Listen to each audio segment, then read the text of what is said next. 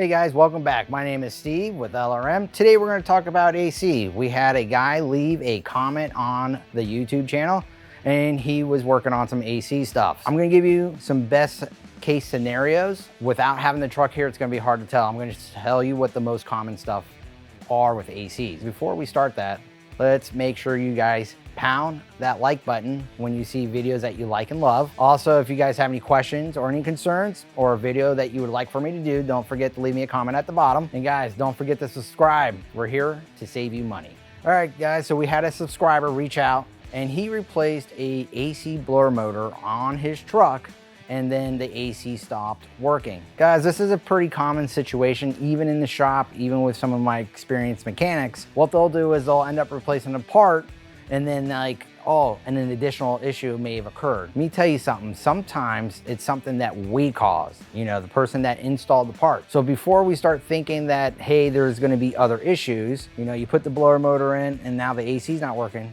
take the old blower motor and reinstall it. And if the AC comes back on and the blunk's blowing cold, but the front's still not, most likely the part that you installed is one, the wrong part. Two, could be that the new part that you just got is actually bad. And that does happen. You'll be surprised that some mechanics get run around in this whole circle situation when they install the new part and they just keep thinking that, well, I just replaced it, it has to be something else. And let's just say that the blower motor that you installed, there's nothing wrong with it, right? But the AC went out. Usually what will happen is because it's a blower motor and it's not like a normal one, right? It has a computer on the back. So everything's communicating.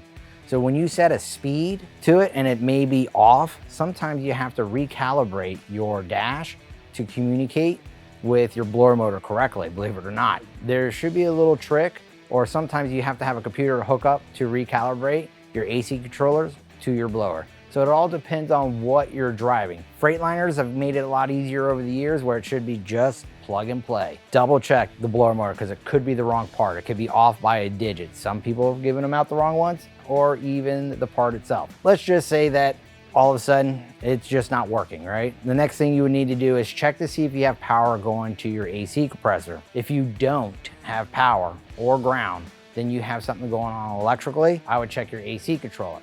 But if you do have a power ground, then your compressor clutch went out. Then you'd have to replace the compressor. So there's so many avenues you can go down, and unfortunately it's gonna be a little hard for me to determine what the problem is without having the vehicle here. So just always keep in mind, keep it simple. If you installed something and it stopped working, take it back out, reinstall it, and if it starts working, then it's the part that you bought. If it ends up being something else, just keep in mind that the next avenue part will be your controllers. Make sure it needs to be calibrated to the blower motor, or it could be the controller itself.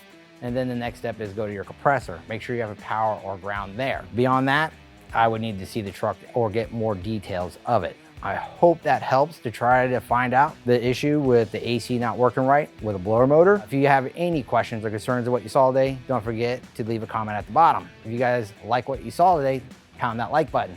You guys, don't forget to subscribe. I'm here to save you some money.